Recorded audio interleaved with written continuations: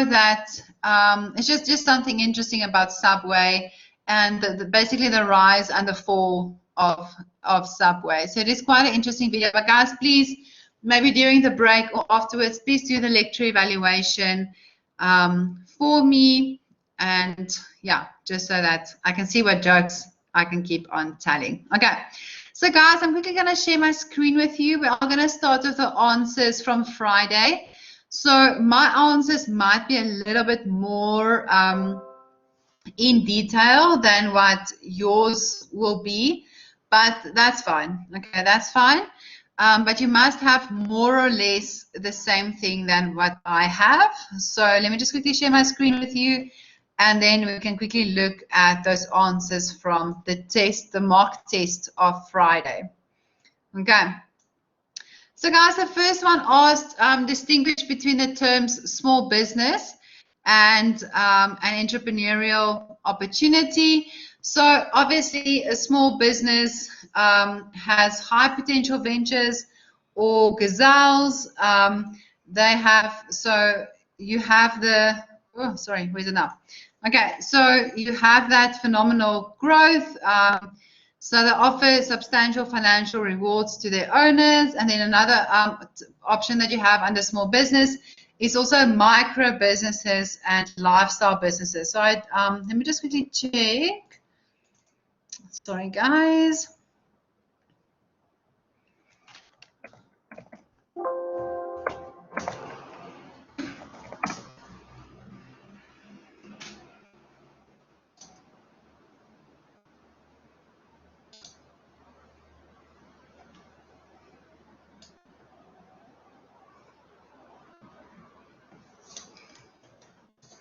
Okay, so someone said something, we can check. Okay, so guys, what I will do for you is I will upload these answers. I will do that for you. I really want you guys to know the difference between, or just to have the answers. I think it will really help you guys to study as well if you have the answers. Oh, guys, one more thing before I forget. And unfortunately with this one, I was correct, but you only have 21 hours to do the test. Okay, so I got confirmation around 12 o'clock. The CROs will most probably come through to classes again to come and let you guys know. So you will essentially get it the midnight before. So what I mean of that is, okay, so if it's due Wednesday, 9 o'clock in the evening, you will get it the midnight of Monday evening going into Tuesday morning. Okay, does that make sense? So today is the 29th, so you'll get it, for instance, if your test is due on Wednesday, you'll get it tonight at midnight, due on Wednesday at 9 o'clock in the evening. Okay, so technically, I don't know why they talk about the 21 hours, but think about it like that. So midnight, the day before, you'll get the test.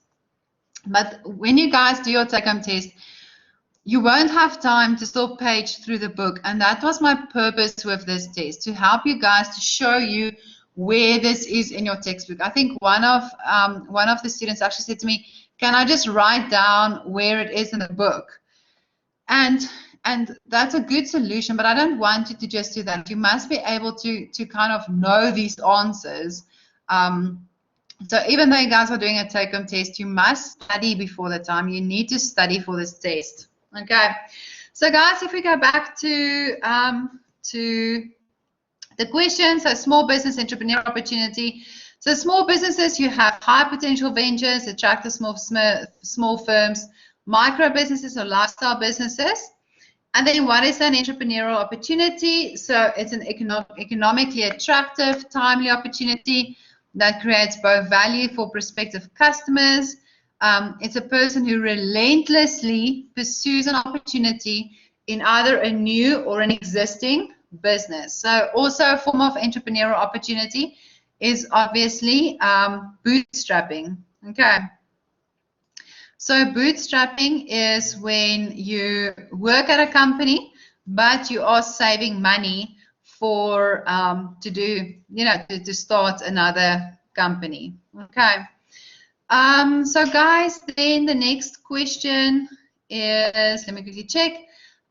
So here were just examples. I just gave some examples of entrepreneurial opportunities. Guys, remember that when you answer your questions, remember D. So definition, explain, and example. You need to give an example. Okay, and you can always do the explanation through an example.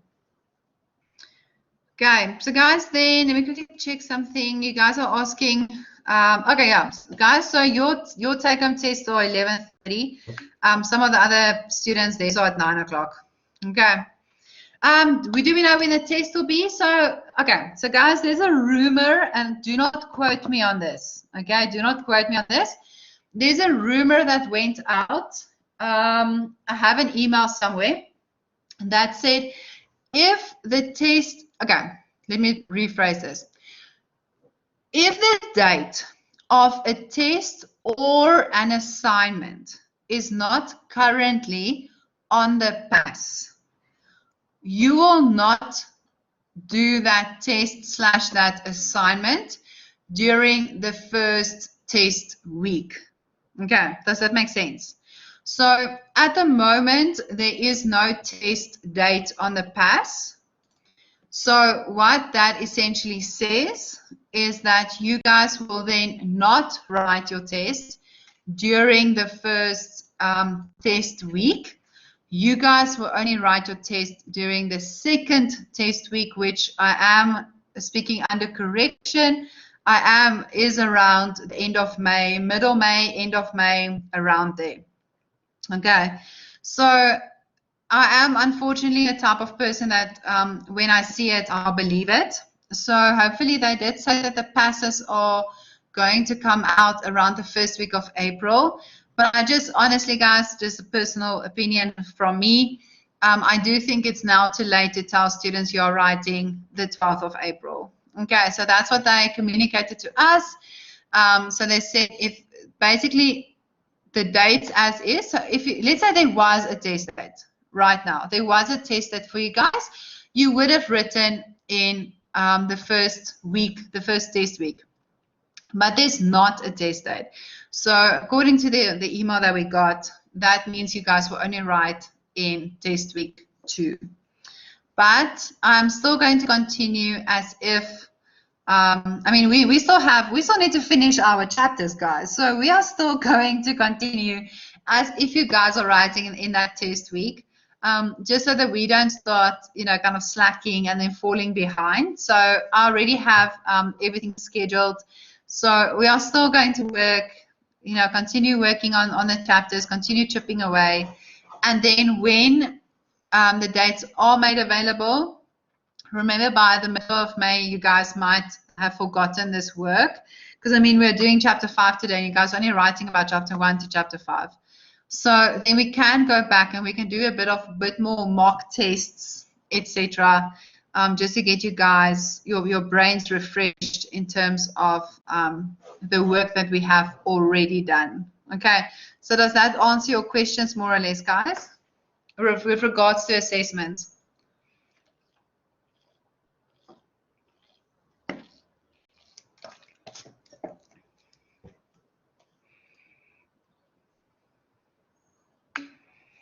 Okay, 100%. Okay, so guys, unfortunately, I also only get the pass when you get it. But as soon as I see something uploaded, I will let you know, and then you guys can go and download it. So once I know anything more, I promise you guys, I will let you know. Okay, as soon as I hear something, I will let you know. So guys, if we continue with the questions, like I said, I will load this on for you, so you don't have to worry too much about it. So distinguish among the different types of and sources of startup ideas. So types, you have type A, B, and C. A is your new market ideas, B is new technology, and C is your new benefit ideas. Then sources, you have personal experiences, hobbies, accidental discoveries, and then any other ideas like visiting trade shows, observing trends, and for instance, like personal contacts as well. Guys, question 3 asked, describe 5 potential competitive advantages of small entrepreneurial businesses over large organizations. So this is some of the advantages are integrity and responsibility, customer focus, quality performance. You have innovation as well as niche markets. And then question, sorry guys, then you have building entrepreneurial legacy. And then question 4 says, describe external internal analysis that can shape the selection of venture opportunities. So guys, this is quite important. I want you guys to make a note here. Okay, inside out and outside in. They can ask you guys this. Okay, so make a note for me next to this. So outside in, remember we are looking from outside the organization inwards. So we are saying, what does the environment want and how can we adapt our resources to give the environment what it wants? Okay.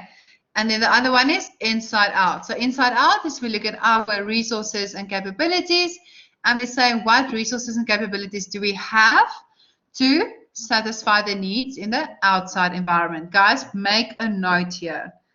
I can almost promise you guys this will be in your test. Outside in, inside out is very important. If it's not in the test, it will be in your exam. Okay. Question 5 asks the broad-based and focused strategies. You guys can make a star next to this as well. Broad-based is we have your cost-based differentiation strategy.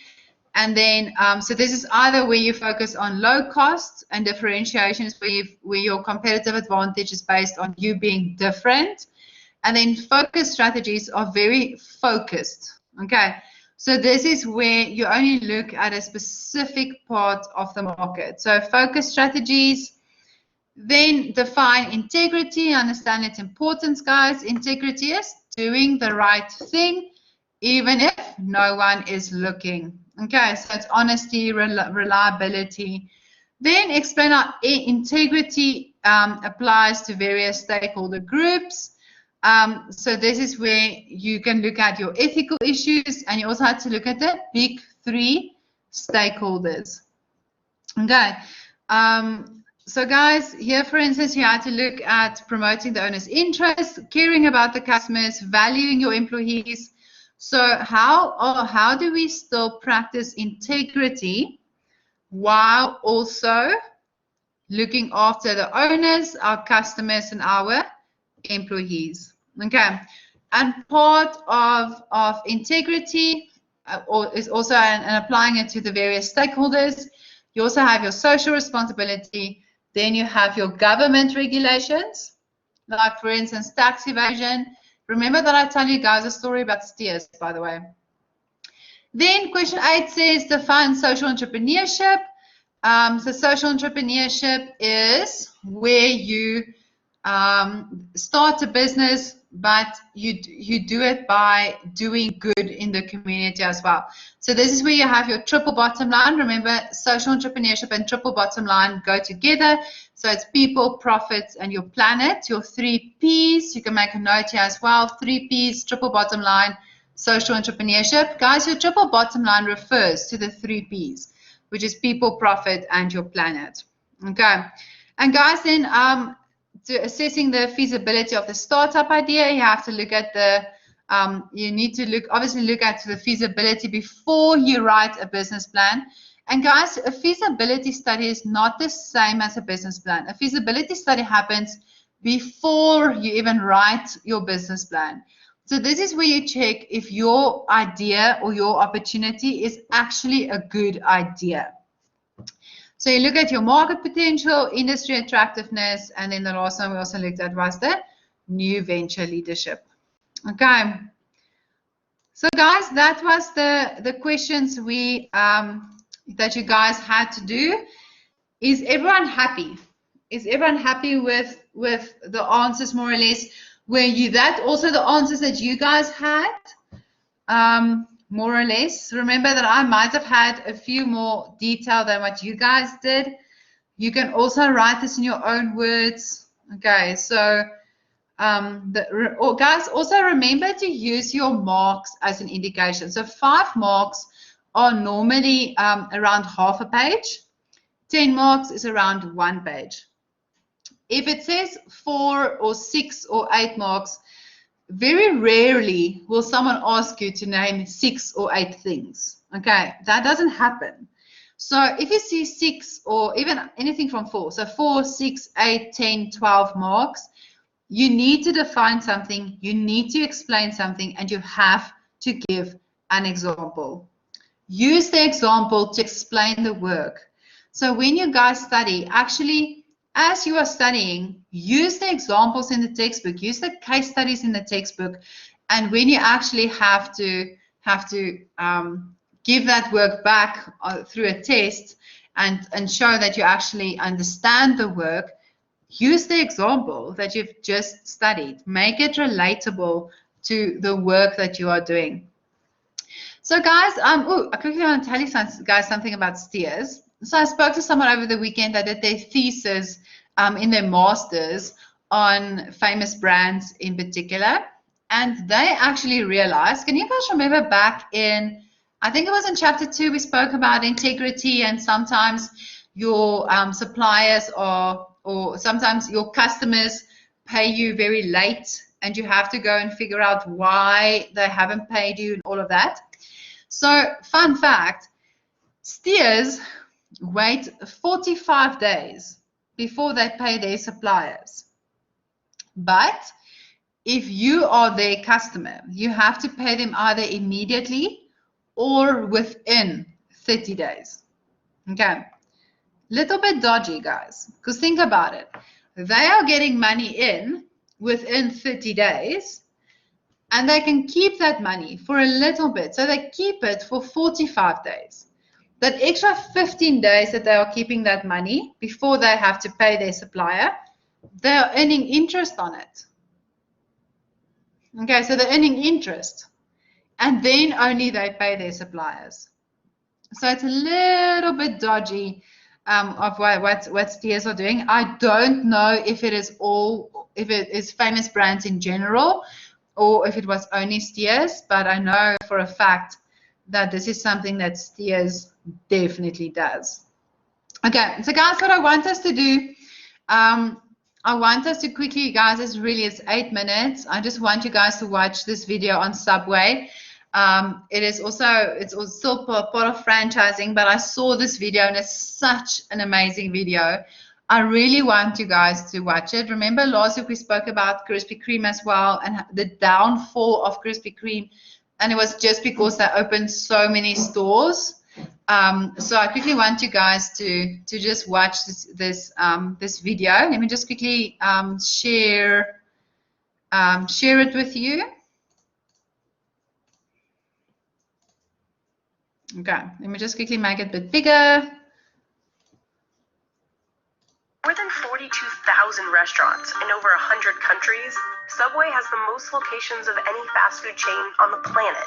And at first that sounds like a sign of a thriving subgiant. However, Subway is anything but. Subway's closed thousands of stores in the last 3 years and saw a 25% fall in business from 2012 to 2017. So what happened?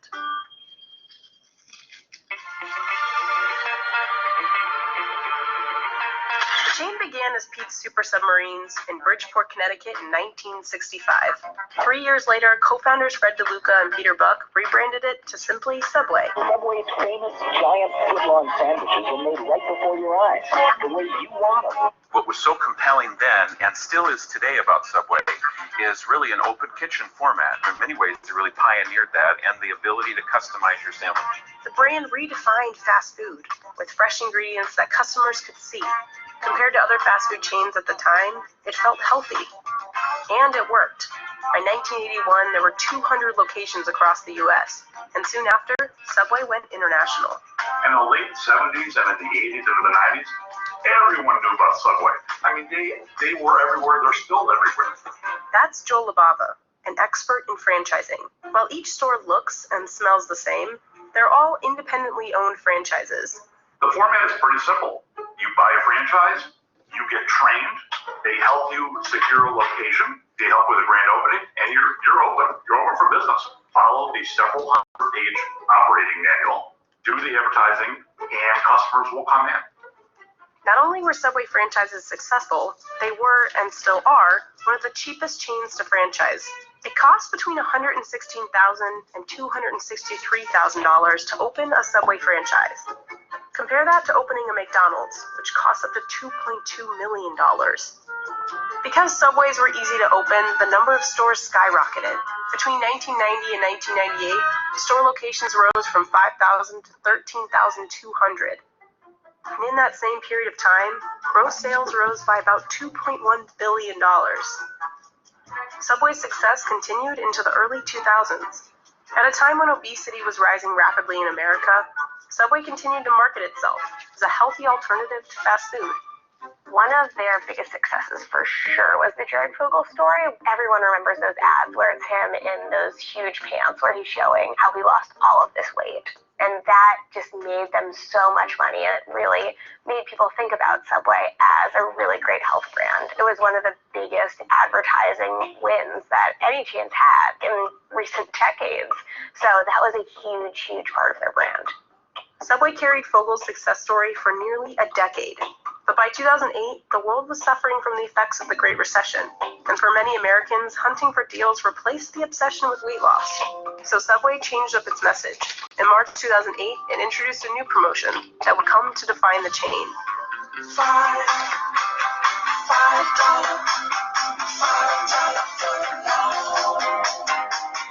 By August 2009, as other restaurant chains were struggling through the recession, the $5 footlong had pulled in $3.8 billion in sales for Subway, a 17% jump in U.S. sales from the year before. But even the best deals run their course.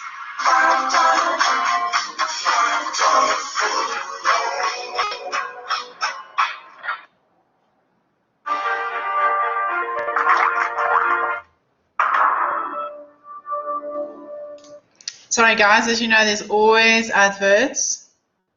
In 2014, Subway sales began steadily dropping. Behind the scenes, many of the reasons for Subway's success had turned on them.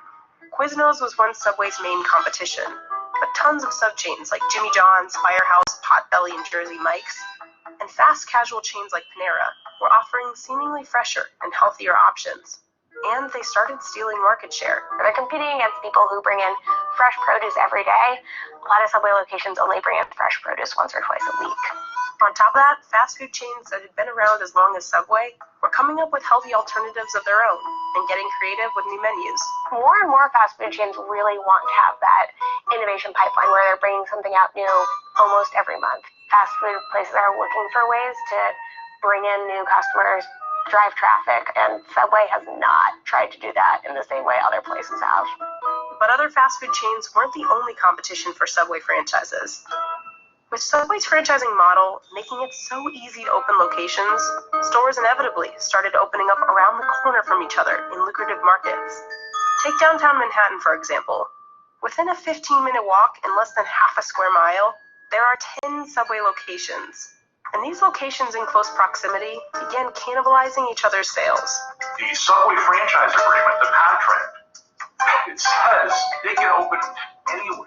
There is no protected territory.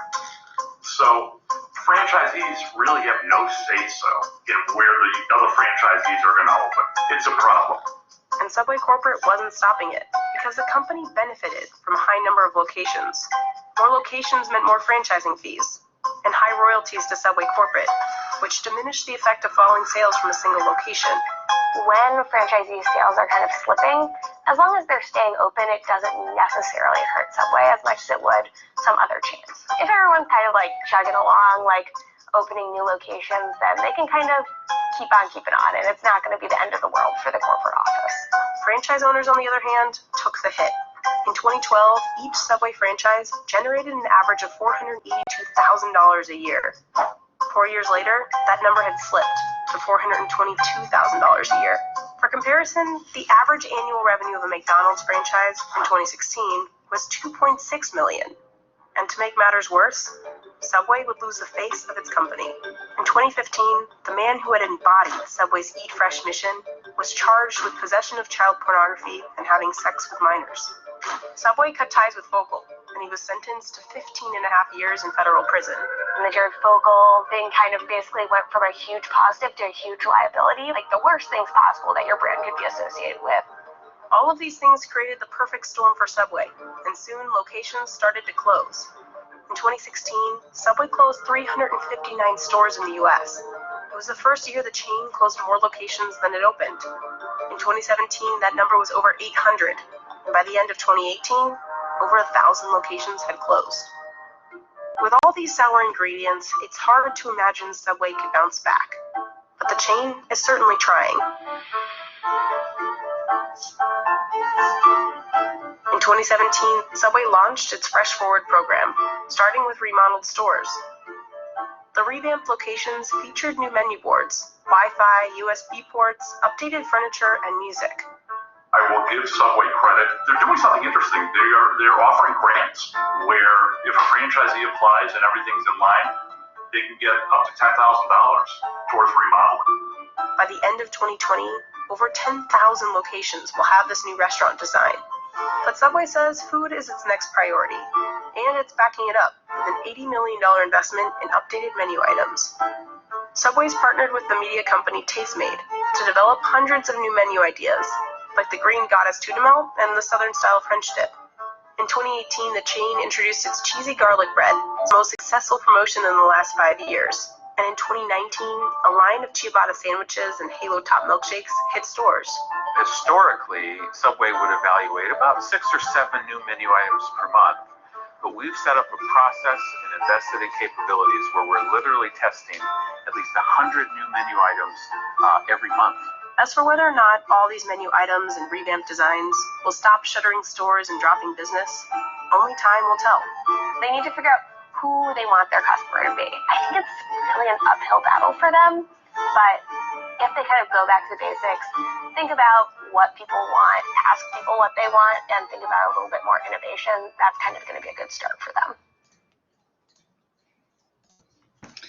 Okay, so guys, Subway. Let's quickly chat about Subway. So I think we also spoke about Ocean Basket, and I think last year, the year before, they've also remodeled their menu. They have a new logo. They went a bit more edgy as well. So I mean, Subway, they have over 10 or 20 locations in a 15-minute walk. And the operations manual doesn't say how many Subways there have to be in a certain area. And that is a problem.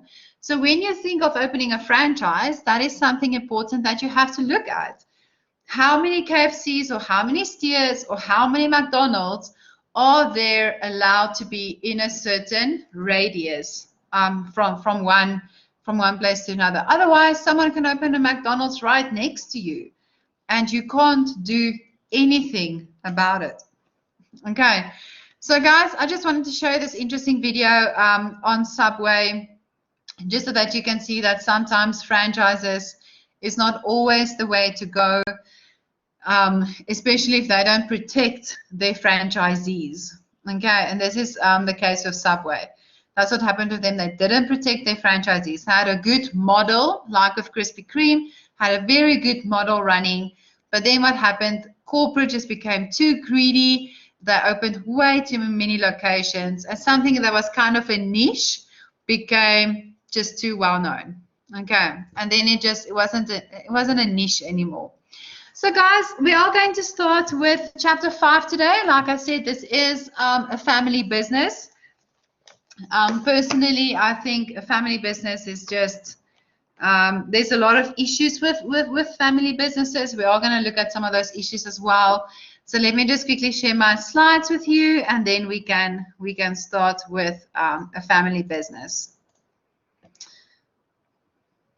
Okay, so guys, family business are what you have to know. So we're all going to look at the concepts of family business, the advantages as well as the disadvantages of family businesses, and also the driving force behind a family business. So yeah, guys, I do have a few jokes inside of this chapter. So guys, what I wanted to quickly do, so just quickly think of if you had to start a business, what family member would you have chosen to start your business with? Please don't say it out loud, especially if you're at home. If you're not choosing your dad or your mom, please don't say it out loud. They might just hear you, which is not going to be a good idea. So just kind of in your head, just quickly think of what family members you would like to start a company with. And maybe at the same time, think of a few family members that you don't want to start a company with, that you really just won't start a company with. Okay. So guys, when we look at family as well as a family business, let me just make it a bit bigger for you guys.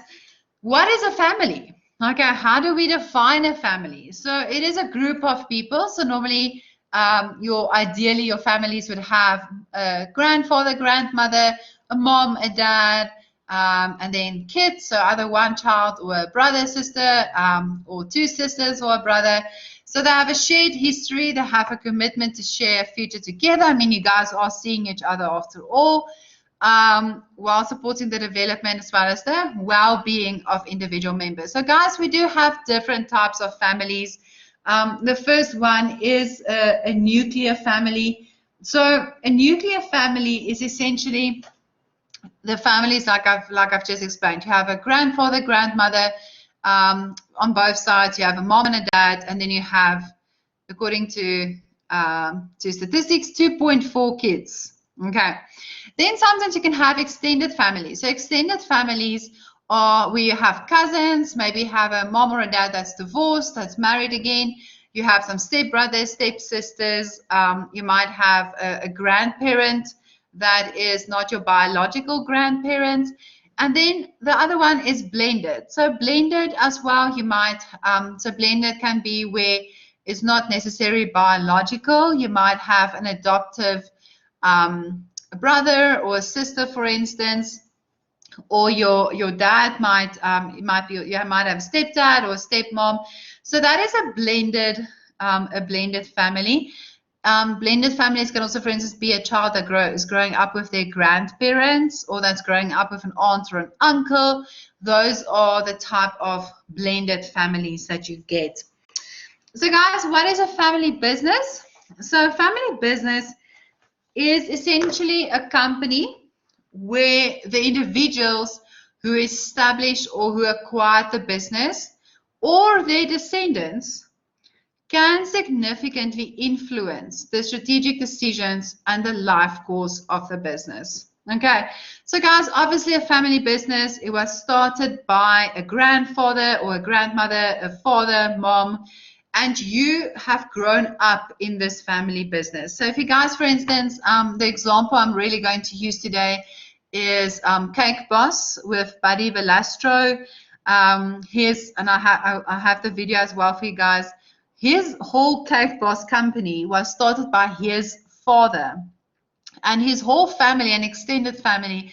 So brothers, sisters, brother-in-laws, sister-in-laws also works for him at Cake Boss. So types of family businesses that we have owner managed. So guys, this is for instance the grandfather that started the company. He managed the company. Then you have sibling partnership. So this is a second generation. Sorry guys, is someone's mic on? Let me quickly just double check. Okay, everyone is good. Okay, so guys, sibling partnership, this is your second generation. This is where the children of the founder will then kind of take over the business, or they will step into some role of the business. Last one is your cousin consortium. So guys, I know it's called cousin consortium, but this is actually where the children of those siblings, so this is a third generation, they will then take over the ownership. So if you can, for instance, think of a grandfather started the company, then his children, they were the second generation, they then started managing the company or had roles in the company. and then their children. That's the third generation. So that is your cousin consortium. They then take ownership of the company. So guys, then this is on page 125. This graph is on page 125 of your textbook. So in this legend, there's a few different. So for instance, the first one is your family members. So this one here, these are your family members. 2 are your employees, and then 3 are the owners. Okay.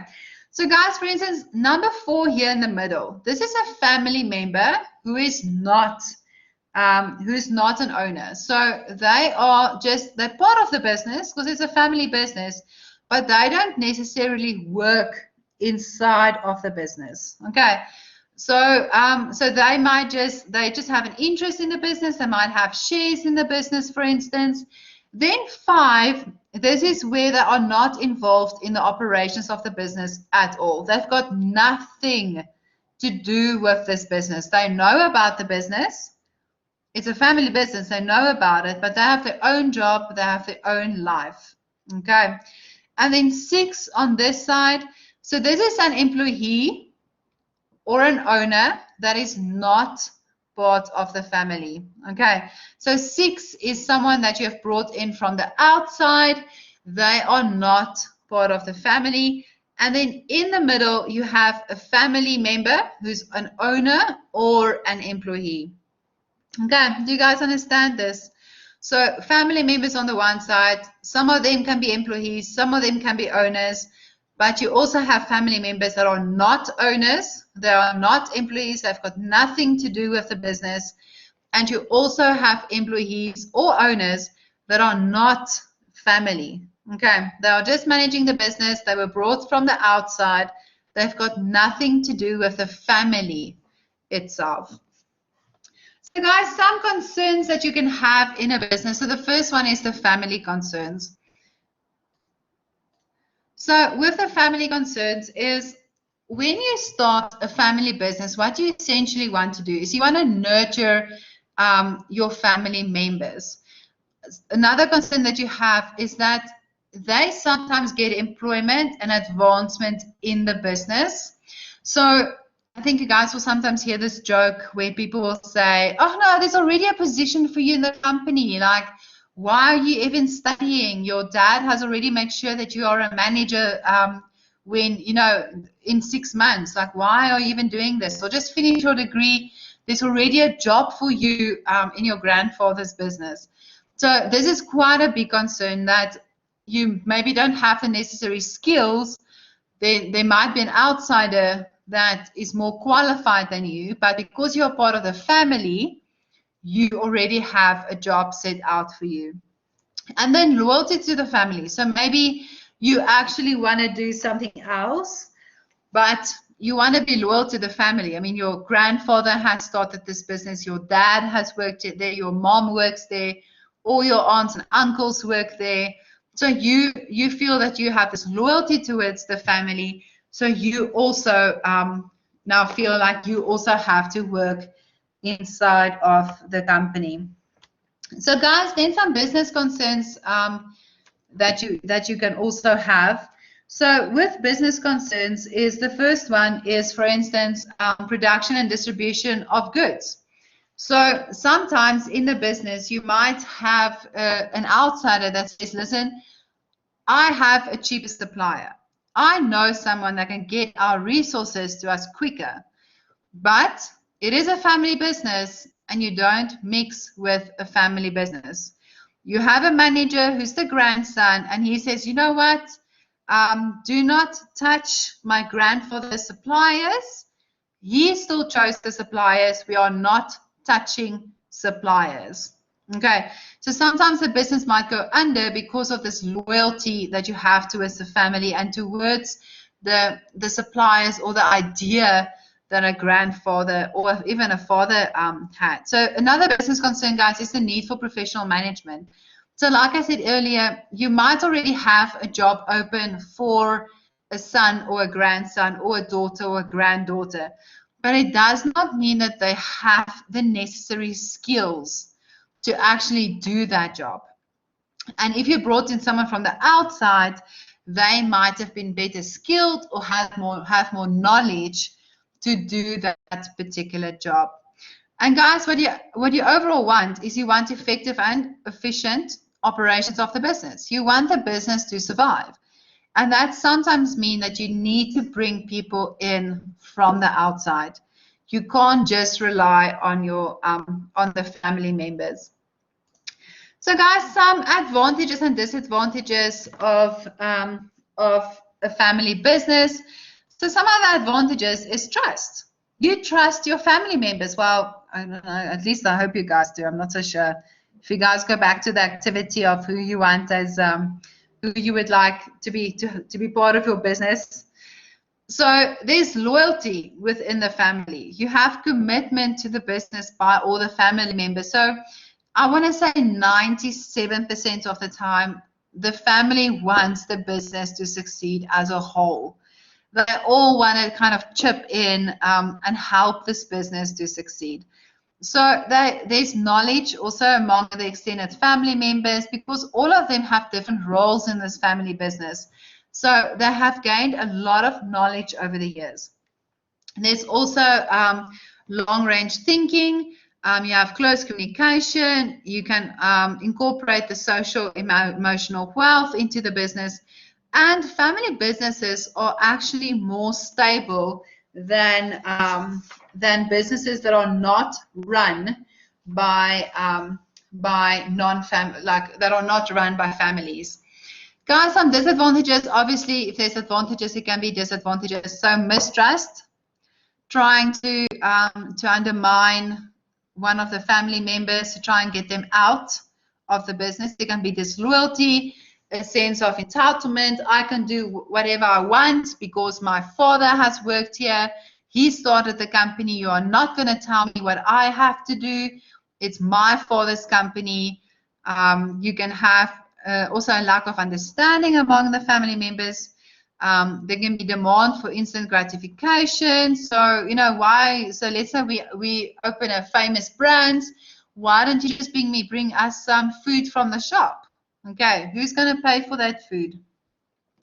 And then also there needs to be stability within the family. So guys, if there's not stability within the family, it is going to create havoc. It's going to make change difficult, and eventually the company will lose because of this. So guys, as I said, okay, family businesses really do survive longer than non-family businesses. Okay, so, but the problem with this is that there needs to be that successful transfership of ownership and management from the one generation onto the next. And the key issue here is that in the transfer of ownership and management is that you need to retain the organizational culture. So obviously this is a little bit difficult because we do have to also stay up to date with the trends and with modern times, but you want to have that culture that when your grandfather started this company, that 5 or 50 or 10 or 100 years down the line, that culture still exists. That is the reason why the people who are probably still working there is because of the organizational culture. But the culture of the business can either be an advantage or a disadvantage. So guys, as I said earlier, think about it. So if you have a business culture where the person keeps on saying to you, this is my father's business, you will not tell me what to do, what's going to happen afterwards, okay? People are not going to want to work with you if that is the way that you are going to talk to them. So guys, we're under dynamic family businesses, we are going to look at the imprint of founders on the family business culture and also the commitment of family members. But before that, I quickly want you guys to watch this video. Let me just quickly stop this one and then start the other one. Okay.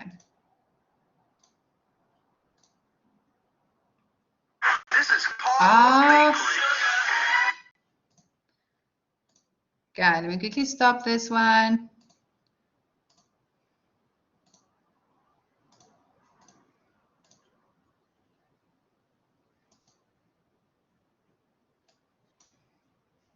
This is Carlo's Bakery. Every week, thousands of cakes and pastries go out these doors. This is the crew, Mia Familia. We're gonna take this bakery to the top. They call me Buddy. I'm the boss.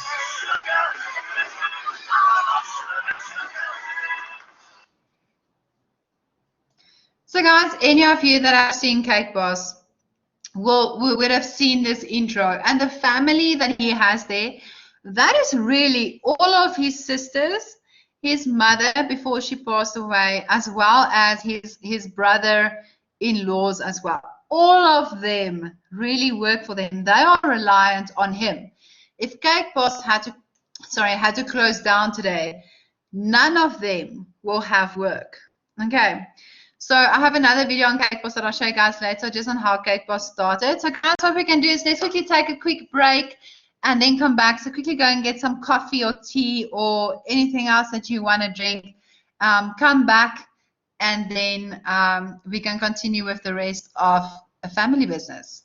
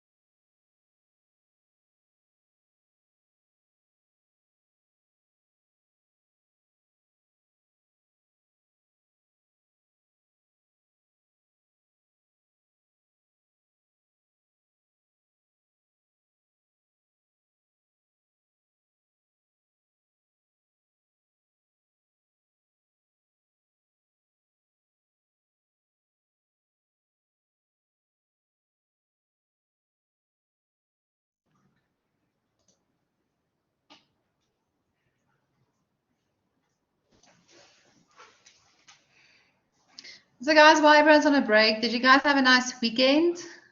I did the Steers and KFC advertisements for the first years where we spoke about franchises, and they did not want to hear anything. When I said to them, imagine biting into a Steers burger, they were like, ma'am, don't, stop. Like, don't do this to us. Okay, then I started with KFC, and they were like, ma'am, please, like, don't tell us about KFC streetwise chicken and biting into that chicken. They just can't do that. So did you guys have a nice weekend? Were you guys busy? Can't believe it actually rained yesterday. It was so cold this weekend. Now it's a bit warmer, but this morning was quite cold. Even the whole weekend was a bit cold.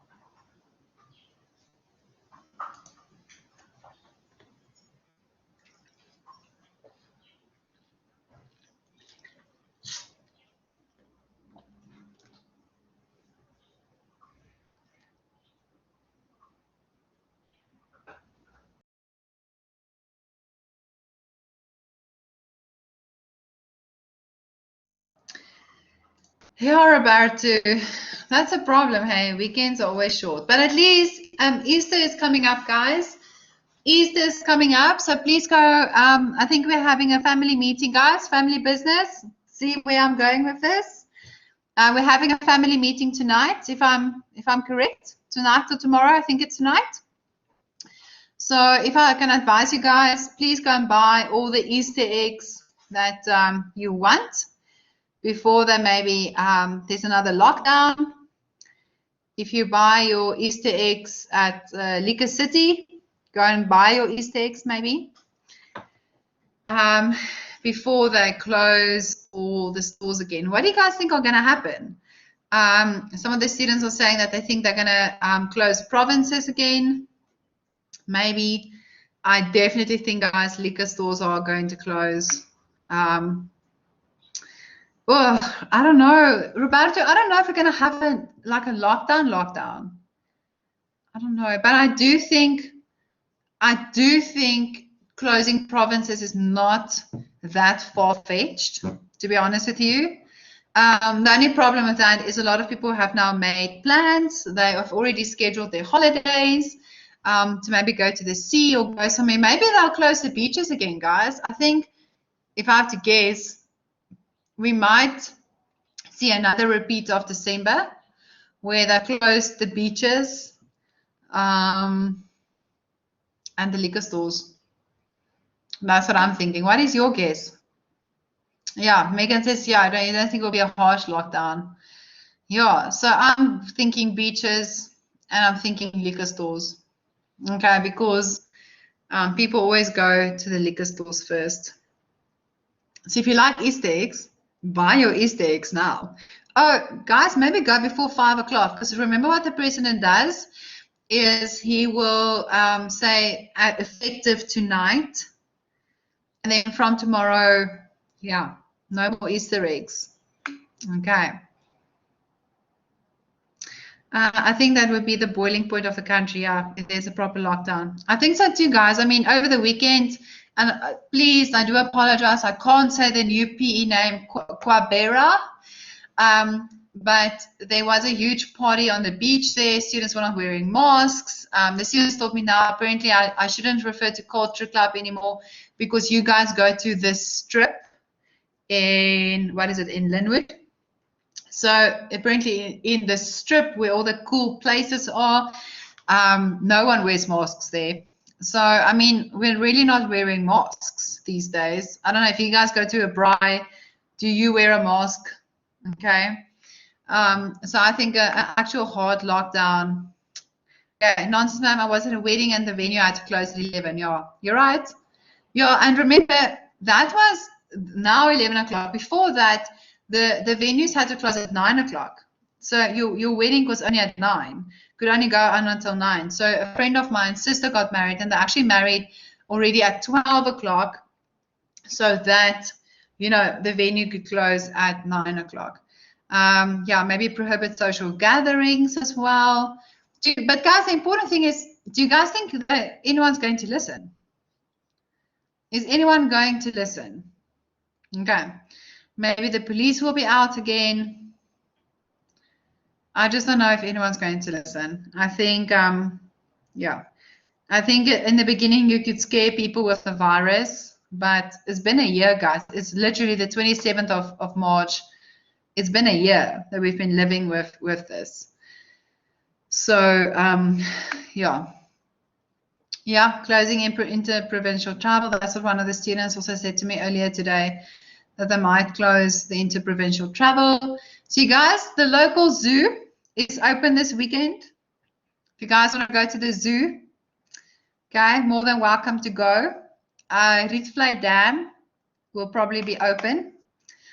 Where else can you guys go? The Lion Park is also in Gauteng. The Lion Park. That's it, guys. Oh, the Rhino Park. Okay, you guys can go to the Rhino Park as well. That's also in Gauteng. Yeah, I'm also thinking we're going to go back to level 2. I just don't know. Yeah, but I mean, guys, I don't know. Let me quickly check if it's been confirmed. If he will speak tonight. I saw a news article that he will speak. They said tonight or tomorrow. So I'm not sure. An hour ago, there was a News 24 where it said religious gatherings, we need to act responsibly. Oh, what's happening? No. So that was an hour ago.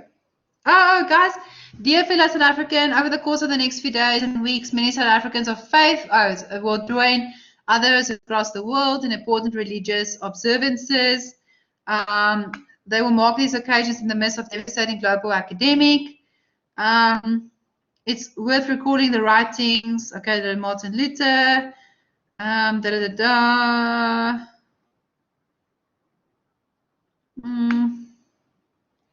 Doesn't say anything specifically.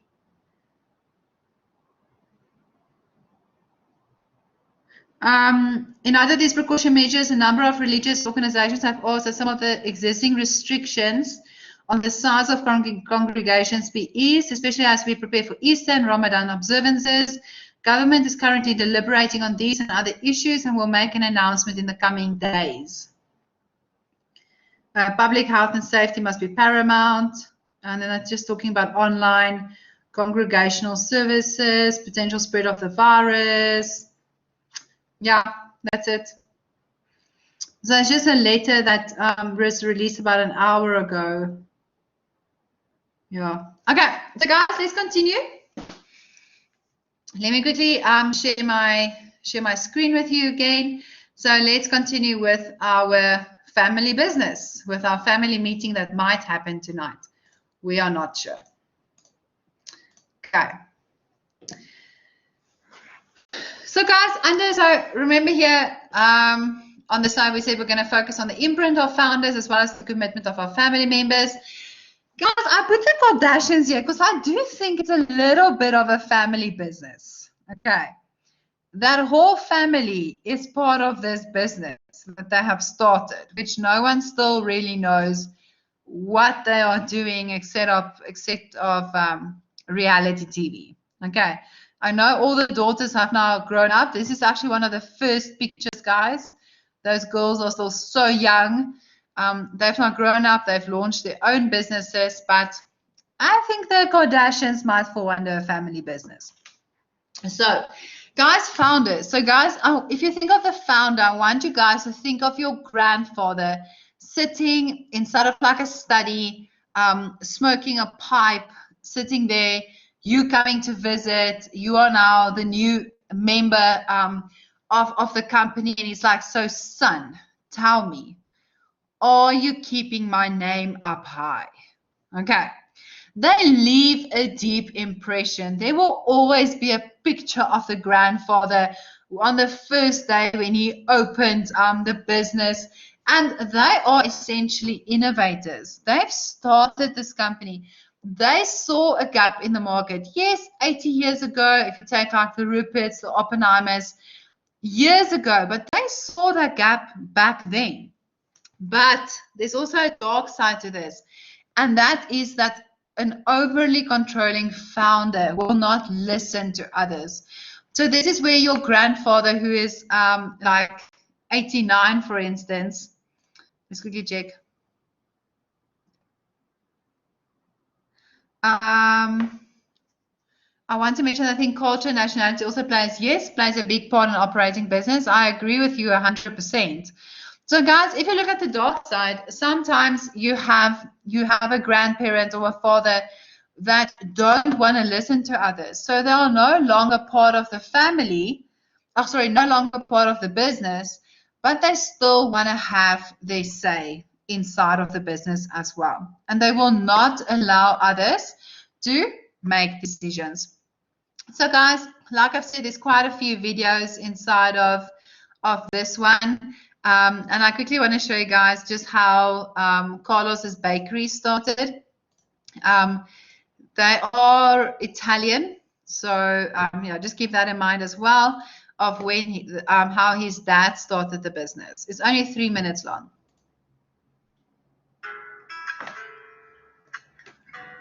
I started baking at the age of probably 10. My dad used to say, son, I don't want you getting into trouble, so on a Saturday and Sunday you come to work with me and you can help me out. So I started when I was a little boy, and started learning, and I started in the sink, and then I moved up and I started doing pastries and stuff like that. When I was 17 years old, my dad passed away, and I remember many hours of me and him standing next to each other. And I was a little boy, and I used to stand on a bucket, and he used to say, son, watch the way my hands move. Just watch me. And I used to stand there, and I used to watch him, and I wanted to mimic him, And that was some of my fondest and most memorable times with my dad, because, he was really a true master. And Mama's still here, and she's here every day. And, she handles a lot of the book work and stuff like that, and, helps the customers. And, she's a wonderful asset to the business, and, people like to see her, and, I'm happy she's my mom. I have my 4 sisters who manage a storefront. I have my 3 brother-in-laws who help me bake. One does more baking, the other 2 do more cake decorating. I have employees that I have here for 40 years. People who, when the bakery started with my father, still working here. So we try to keep things. The secret to success at Carlos is trying not to change things. And I think that as we got older, we all fell into our roles. I think growing up, my father was like, who's going to do this? Who's going to do that?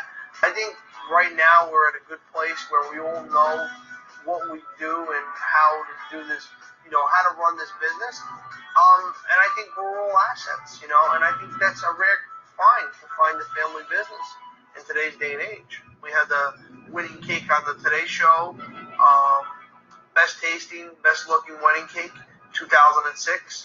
I'm a Food Network Challenge champion. I've been on like 6 of them, but I finally won 1. So happy about that. I've been voted RBA Retail Bakers of the Year. I'm always in something. I'm always doing something fun.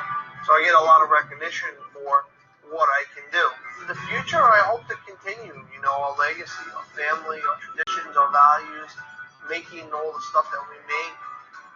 And, maybe one day my kids will do it. I don't know. If this is what they want to do, and you know they have a passion for it, I have no problems with them doing it. I would love to you know, follow in my footsteps.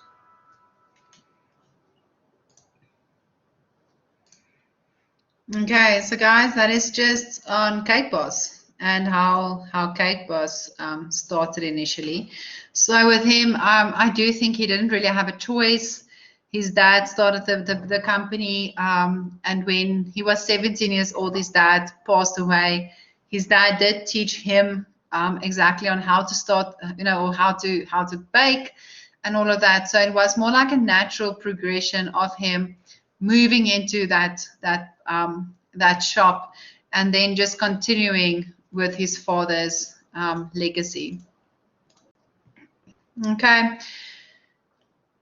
So guys, then we're going to continue. We're going to look at the commitment of your family members. And the first one is we are going to look at the socio-economic wealth. Okay. So guys, the socioeconomic wealth is those non-financial factors that can affect the commitment of your family members. So if you think of personal authority, the family influences, as well as identifying with the business. And that is what Buddy here also says, is that he says, you know, if my children want to do this one day, in terms of if they identify with the business, then by all means, they're more than welcome to come and join the business. But that's their choice. So things that we need to look at with non-financial factors is the family control and influence. Is there a family member, like a grandfather that maybe started this business, that still has a lot of family, a lot of influence on the family, and as well as on individual family members, perhaps. Then, like I said, the identification with the business. So do they see themselves as part of the business? Is this something that they would like to do, or do they rather want to go into something else? And then do they feel any closeness with each other, or is there internal fighting, there's jealousy, or do they feel like they're part of the family, that extended to that is then part of the business? And then the emotional attachment of the family members. So this is where you'll look at the history of the family. Is it a close-knit family, or are they really just not that close? And the last one is the renewal of your family bonds. Okay, so do you have the intention of handing this over to a family member? And it doesn't necessarily have to be your son. It can also be a cousin. It doesn't have to be a direct lineage. It can be a brother, for instance, or a sister that you can also give the company to. Okay, so guys, social emotional wealth, those are the non-financial factors. Okay, it is those emotional factors. Do they see themselves as part of the company? So guys, then the next one, remember here, we said we're going to look at the fear of commitment, and then the commitment to continuity. So the fear of commitment. So sometimes your family members might actually have some resistance towards joining the business. And the first one is failure. They don't want to let you down. You guys know, like, for instance, I think with you guys as well, you don't want to let your parents down. Imagine working for them. You don't want to let them down. Fear of success, that you fear that if you actually succeed, that people might expect more of you in the future. The fear of commitment. So if I never try, I will never really fail. The fear of disappointing your parents. So maybe, you know, if you worked at another company, you will just end up breaking their hearts. They've always said to you, please, you need to join the family business. When are you going to join the family business? They might have paid for your studies in the way that you are seeing it. They might have paid for your studies in the hope that you will come and join the family business, and then you tell them over Christmas, no, guys, this is just not what I want to do. And then you're scared that you're going to break their hearts. Okay. And then the fear of disappointing others. So you might have a friend or friends that say, come join our business. We're having this, we're starting this cool idea. We've seen this gap in the market. And that you might have this fear that if you don't follow your friends or you don't go with your friends to where they are going, that you might lose your friendship. And a good example here is I spoke to a third-year student on Friday, and he said to me, I actually transferred here from Durban North. So I said to him, but why would you want to do your final year at another campus? It doesn't make any sense.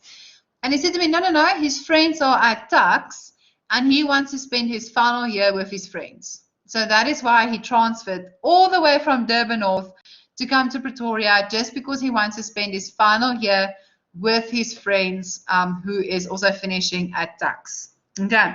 And this is this one here, the fear of disappointing others. So guys, the last one is the commitment of family members. And this is the commitment to continuity. So actually in 2010, only 55% of the people that they surveyed were optimistic about their businesses remaining in the hands of family members.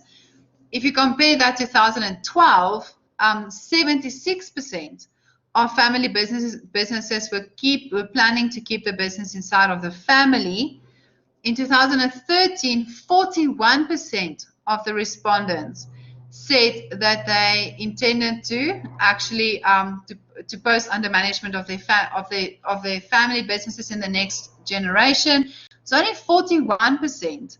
So that was a bit of a drop from 76% that said they actually want to keep their business inside of the family to 2013, only 41% of them said that they actually that they intended on passing the management of the business over to the rest of the family.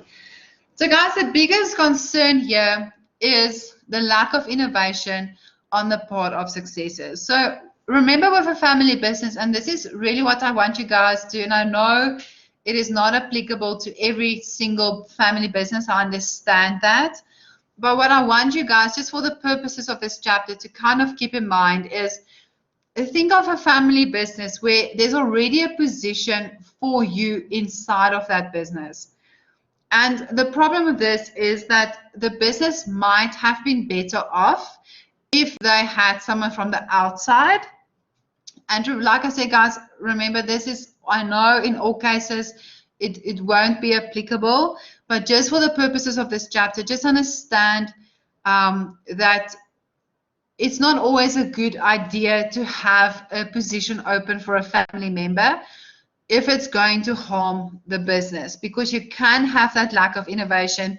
It is sometimes good to rather bring in new blood into the business instead of you know, for instance, having a family member take over a specific position. Okay. So guys, this is actually quite a small chapter because we are going to move on to theme 2. So here we are going to look at the complex roles and the responsibilities within family businesses. And we're also going to look at the importance of management in terms of good governance, and also the success planning process within our family members. So guys, family roles. Okay, this is now where things get a bit, I would say, a little bit difficult. And guys, once again, I know that this is not the case in every single company.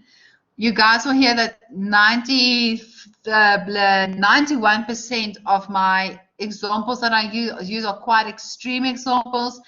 And I do that on purpose because I want you guys to remember what I've told you. When you guys start studying, I want you guys to remember that really weird, way out example that I've used.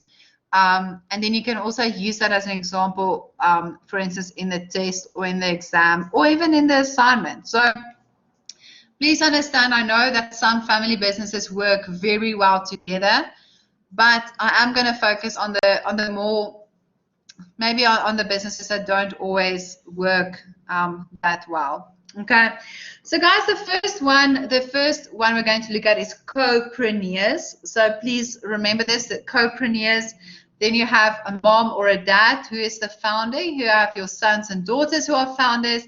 You can have your sibling cooperation or sibling rivalry. You have your in-laws. This on its own is it's a problem, I think. And then you can also have the entrepreneur's spouse. So remember, we are going to look at the different roles and relationships inside of the family as well as inside of the business. So guys, the first one is your co-preneurs. So this is your husband and wife teams. And I want to say generally, I think they do work well together. I did when I was prepping for this, I did find a few examples of husband and wife teams where they did actually end up divorcing. I found an example of a couple in America that sued each other, counter-sued each other, and then counter-sued each other again. But I want to say overall, I do think husband and wife teams do work together very nicely, especially if your roles are divided. So they obviously do have the opportunity to share more in each other's lives because they are working for the same business during the day, and then they come home in the evening, and then they can obviously spend their time on the kids. Problem is that the business might interfere with their family life.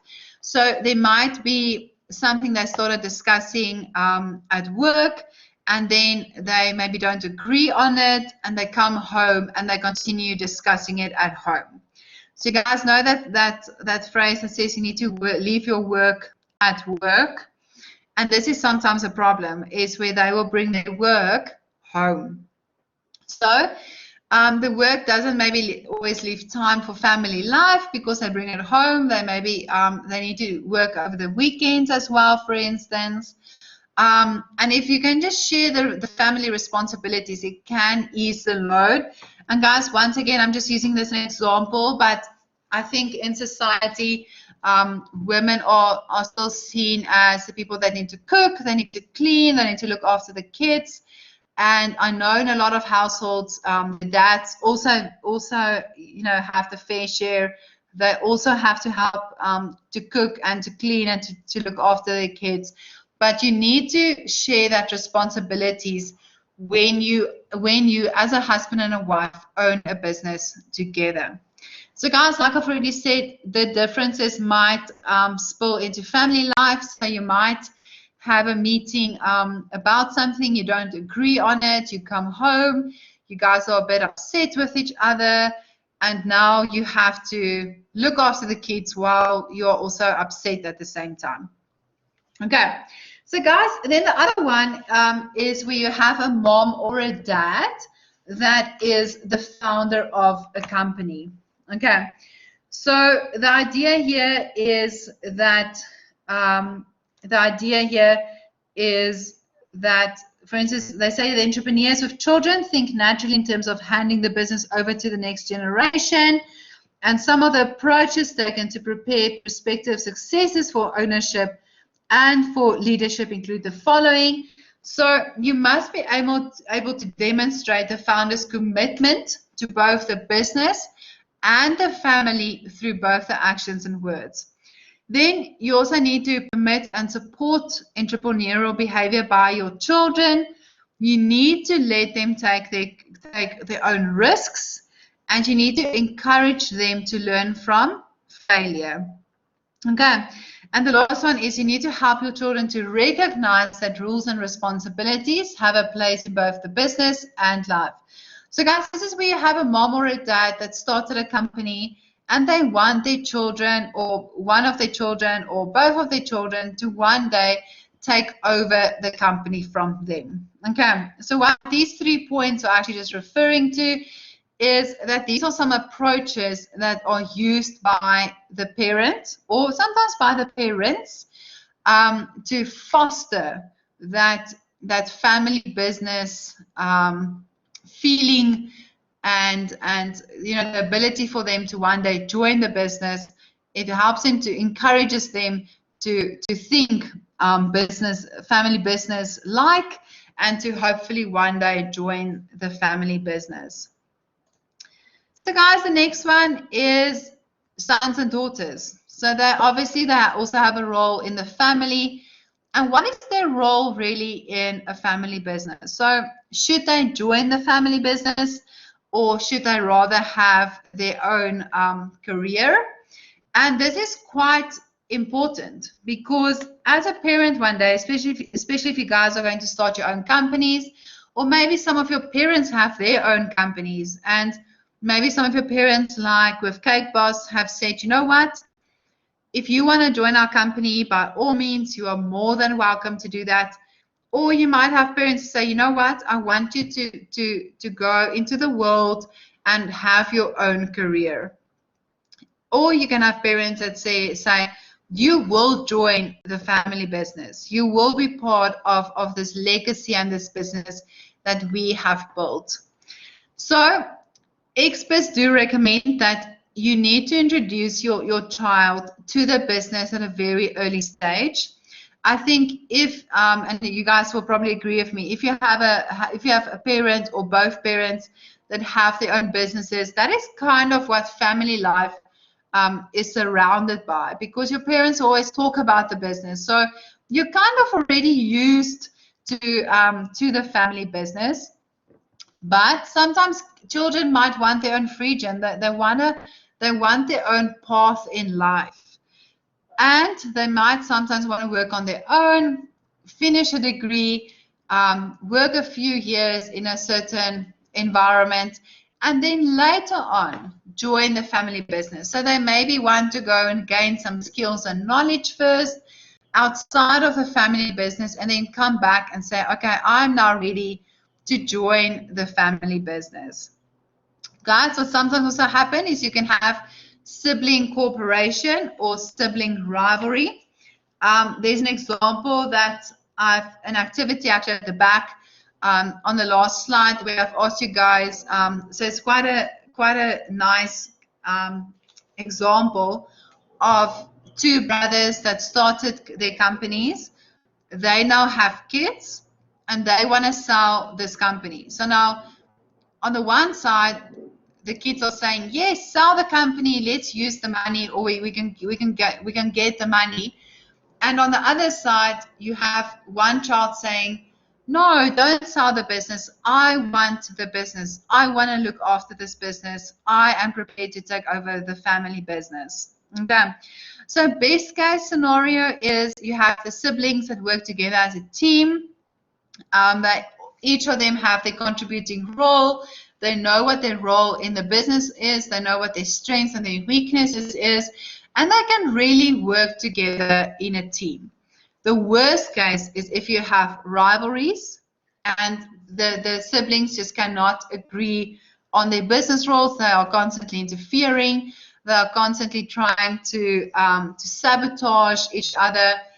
And you can also have a predator or a parasite conflict. And this is where the outsiders view the family members that are working for the business as predators. So they can sometimes have this view that they don't really deserve this position. They got it because they are part of the family. And the insiders view the outsiders as parasites. So what they're saying is, but I actually worked for this job. I didn't just get this job. I didn't get it because I have the same surname as the business name, for instance. I fully deserve this job. I'm not a parasite. Okay, guys, are you still with me? I know that there was also another YouTube video I wanted to show you guys. I'll just look where it is, about some of the different companies. Let's quickly finish the roles in the companies, and then I'll show you guys that video, and then that's more or less where I'm going, I think, to end for today. So guys, the next one is in-laws. Okay. So guys, in-laws are also quite a problem. On a good day, in-laws are a bit of an issue. But especially if you work for a father-in-law or a mother-in-law, or you have a father or a mother-in-law working for you, the problem that comes in here is, let's say you and your father-in-law had a massive fallout today, okay? You come home, you say to your wife, listen, I just cannot work with your father-in-law, with your father anymore. I don't know how this is going to work. You know, he just upset me so much. He said something to me that really just upset me so much. What happens? The husband goes to sleep and he actually resolves it the next day. What happens to the wife? She goes to sleep thinking that she needs to sort this out. Okay, so now it is the weekend, they get together, and then she starts interfering. And she says to her dad, you cannot treat my husband like this. This is not okay. And your dad is like, but like, what happened? We sorted it out. Like, we spoke about it. So do you guys understand that family dynamic when you start working with in-laws? And work frustrations, like I said here, can sometimes become Christmas frustrations. Okay, if you and any family member that you have that you are attached with via marriage, if you have any form of difficulty, this can spill over into Easter weekend. It can spill over into any braai that you might have, and it can definitely spill over into Christmas as well, and also into your marriage between a husband and a wife. So guys, then the entrepreneur's spouse. So sometimes, like we said here, for instance, with this one where the mom and the dad is the founder, you might have one person that started the business and the other person plays a supporting role. So they don't necessarily work inside of the company. This is maybe where you have a mom that works from home, for instance. So although they don't work inside of the business, they're not part of the actual business, they play that supporting role. Where the dad is working, the mom fetches the kids from school. She makes sure that there's lunch. She makes sure that the house is clean, for instance. And all of that is done by the mother. And sometimes, guys, these days, it's done by the father as well. There are a lot of women that are the breadwinners, where the husbands stay at home or the husbands have a half-day job, and they are responsible for picking up the kids. So it's no longer a male-female relationship. It can be the other way around, where you have a female-male relationship as well. Okay, so guys, I quickly want to show you guys this video. It was hidden here, and this is also just the dynamics of a family business. Let me just quickly share it with you. Something better for myself.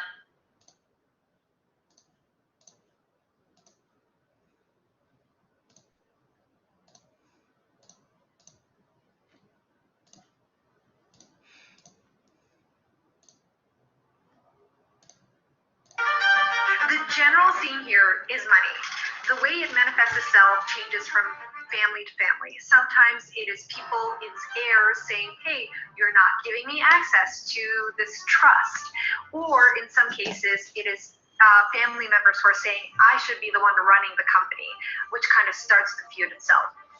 Koch family is worth $100 billion. They are the family behind the conglomerate Koch Industries, whose products include pipelines, chemicals, and Dixie cups.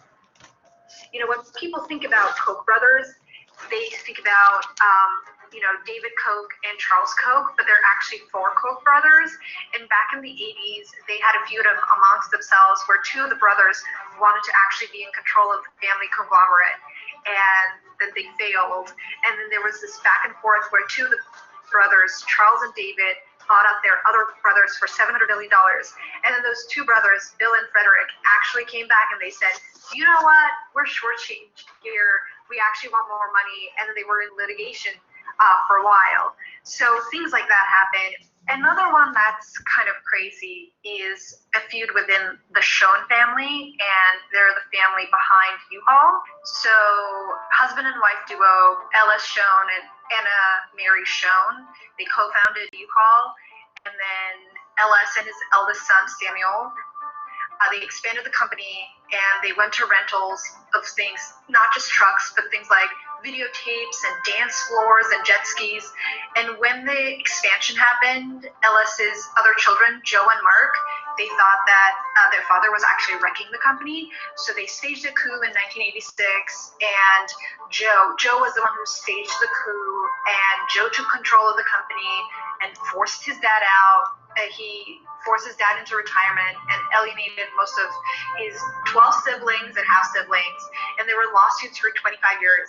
It got pretty nasty at one point because LS even accused his estranged sons of taking part in the murder of Samuel's wife in 1990, and they were not guilty. A paroled rapist confessed, and LS told Forbes in 1994 that Joe was mentally ill, and the sad part is that LS himself died by suicide in 1999. Litigations continued for almost 25 years, and the last of litigation concluded in 2012. There are multiple examples where we also saw that people sue their families. Sometimes they sue their fathers, they sue their uncles. One of the examples is the Pritzker family. So the Pritzker family is a family behind Hyatt Hotels, and Liza was only 18 years old when she filed a $6 billion lawsuit against her father and 11 other older cousins. She alleged that they looted her and her brother Matthew's trust funds. And her father, Robert Pritzker, who was divorced from Liza's mother, Irene, had begun to tinker with his children's trusts and donated their share in the family holding company to the family foundation. So years later, the cousins are planning to divvy up the fortune, and they leave Liza in her 2003. Liza says, this is not about the money. She said, this is not about, it's just, figuring out what's the truth. And the battle was over. It took some time, and she walked away with $500 million. Another case, Goldman family. Sol Goldman was the richest landlord in New York City when he died in 1987. His properties at one point included the historic Chrysler building. I did not know that you could actually own the Chrysler building, but turns out you can. And shortly after his death, Sol's 4 kids and his estranged wife, Lillian, began battling over the inheritance. When you go to court, it's because you couldn't resolve a dispute amongst yourselves. So I think that's why we don't really see a lot of new people fighting right now, because if they're fighting, maybe they haven't taken it to court. So that's why a lot of established families appear with their disputes, because these litigations are stories that they've taken over decades. I think going forward, we'll definitely be seeing more of these stories for sure. And also, I'm sure there's a lot of feuding that happens that doesn't go to court that, we would not really have visibility into.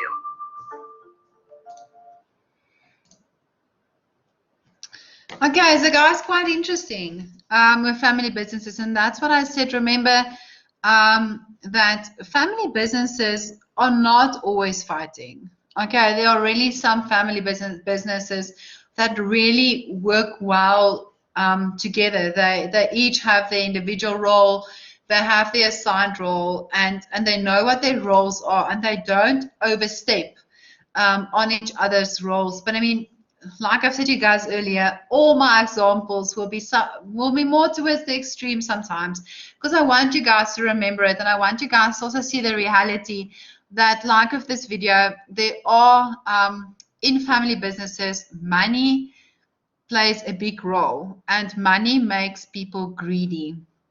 Okay, so money sometimes, if there's money involved, there will always be someone that wants a share of that money, and it might be a cousin, it might be a grandchild, it might be an ex-wife, but there's always someone that feels that they have a share of that fortune.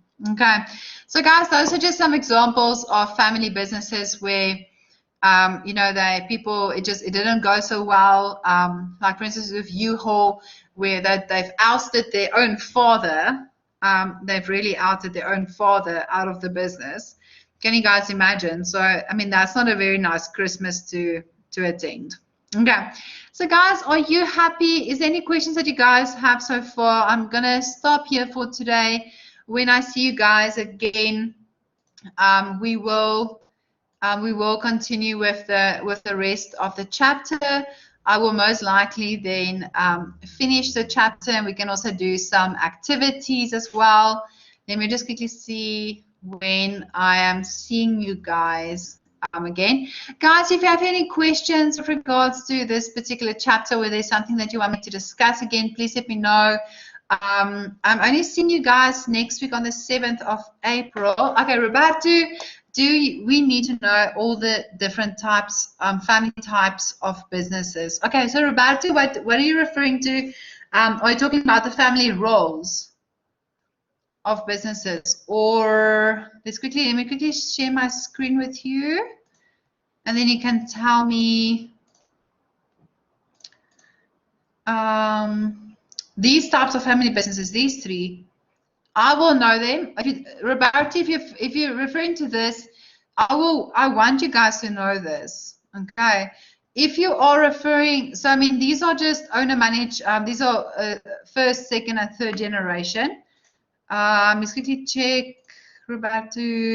Yes, yeah. So I would want you to know that, guys, the roles in family business, I would generally just want you guys to understand that these are the family, or this is what a family consists out of.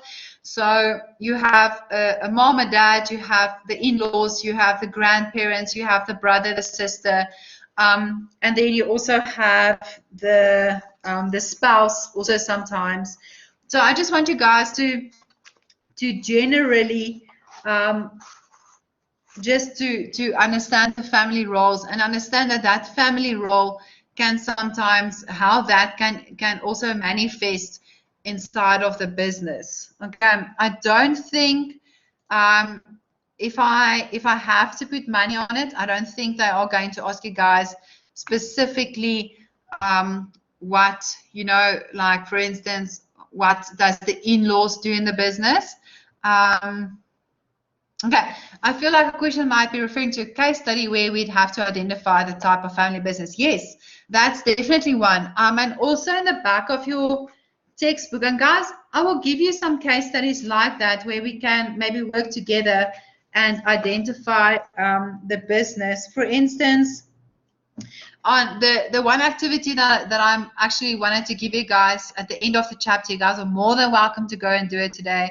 I can maybe give this to you guys as a lax session as well, is situation 1, which is on page 141. So maybe read through that, and although the questions doesn't specifically say that you have to identify the type of business, like is it first, second, or third generation, in your mind, work out, is it first, second, or third generation? So is it the founder? Is it his kids?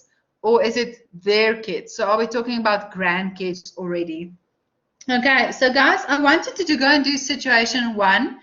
And then I think I'll give you guys one of the other 2 situations as well for your lax session. I think for Wednesday, if I'm correct. Wednesday, yeah, for Wednesday. Okay, so guys, I think the important things here is to know what is a family business. Sorry, airplane. What the family business consists out of, and then just the advantages and the disadvantages of a family business as well. If you guys think about it, a question paper is normally about 60 marks.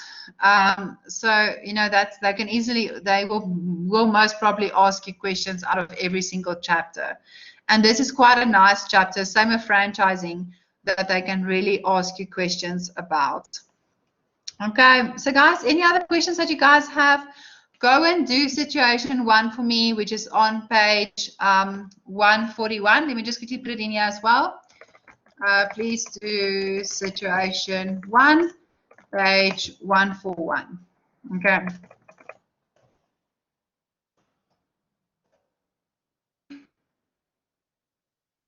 Yes, Roberto, I will upload the questions onto VisiLearn. I just have a class after this as well, but when I'm done, I will upload that. And then I didn't get all the answers. Yes, I will definitely upload it for you guys. Wait, let me quickly tell you guys where I'm going to put it before you guys leave. I'm going to put it under the practice tests. The practice test is already there, guys. And if you give me like 2 seconds, I will. No, let me rather, guys. I'm going to finish my other class and then I will quickly upload it for you guys. Definitely, I will put it there for you, and you guys are welcome to go through it. So, guys, like I said, my answers are a bit more in depth than what yours will generally be. Doesn't mean that yours are wrong, okay? Does not mean that yours are wrong. You cannot write every single word out of the textbook in a test, okay? It's just impossible. And you guys have to learn how to write it in your own words as well. We can't just copy and paste. And guys, yeah, that's it. So there is an ICE activity that is under more resources. Let me quickly check. Under more resources and ICE activities, there is an ICE test.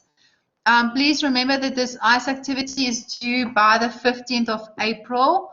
Once we're done with chapter 5, I will give you guys another ICE activity that will be about chapter 4 and chapter 5. It is going to have the same format of a multiple choice test. The answers have already been incorporated into VisiLearn. So it marks it as you answer the test, essentially. Okay, you can try the test twice. I have made it so if there's load shedding or something, then you can try it twice. So Megan, you don't have to submit the questions from Friday. That was purely for you guys. We did go through the answers today, but I will load the answers for you guys as well. And guys, situation 1 on page 141 is for your LAC sessions on Wednesday. I will also put that announcement on. I will see if I can. I don't know if I can. I don't think I will be able to get a digital copy of situation 1. Unfortunately, I will see. Maybe I can by some miracle. I'll look. Okay, let me look. Maybe I can find a digital copy. I know there are some students that don't have textbooks yet. Maybe I can try and help them out. So situation 1 will then be for your LAC session on Wednesday. Okay. It's only 2 questions, guys. But I want you guys to understand what a family business is, and I want you guys to understand the difficult complexities inside of a family business. Like I've said earlier, remember, some family business are like a brand new car. They run so smoothly. Other family businesses are like a car that hasn't been serviced in 5 years. Okay, just doesn't run smoothly. Okay, so guys, is that all the questions? Please go and do the lecture evaluation, guys. You cannot forget. Please, please, please, please, please, I'm begging. And guys, then also, if anyone can tell me who the class rep is for class B. I know Thane is for class A. I need that person's cell phone number for B. Okay, if anyone can please let me know who the class rep is for B. And also their cell phone number. That's important. I actually only want their cell phone number. Okay. If anyone can just let me know who that is, please, I'll really appreciate it. And then just their cell phone number as well. Okay. So guys, other than that, that's it. But please, anyone class rep for B, please let me know who it is. I know the person sits kind of right in front of me. But I specifically need their cell phone number, please. And guys, then, yeah, so that's it. So then when I'm going to see you guys next week face-to-face, LAC session on Wednesday, and then, yeah, then that's it. So guys, we are going to, next week we will move on to chapter 6. So chapter 6 is about the business plan. So we are going to start with the business plan as well. Remember, feasibility study, and then, oh, Carl, thank you so much. Thank you, thank you, thank you, thank you. Let me quickly copy this. Okay, Carl the vet. Okay, hundreds. Thank you so much. Okay, so guys, remember we have a feasibility study, and then only you have your business plan. Okay. So feasibility study, we are saying, is this idea a good opportunity? You do your feasibility study, and then you write your business plan. I'll show you guys about Dry Bath. It's a very young entrepreneur who started Dry Bath. I'll look for that video.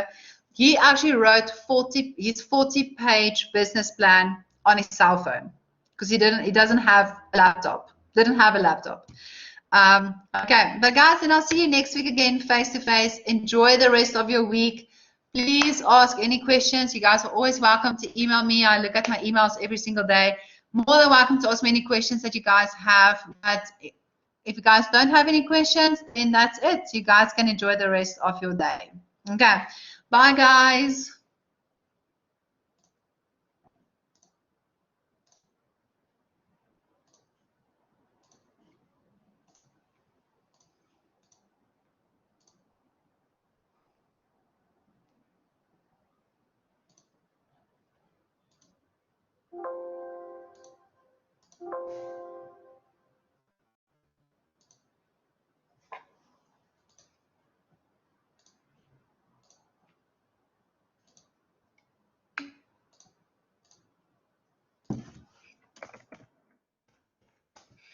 Okay, bye guys. Enjoy the rest of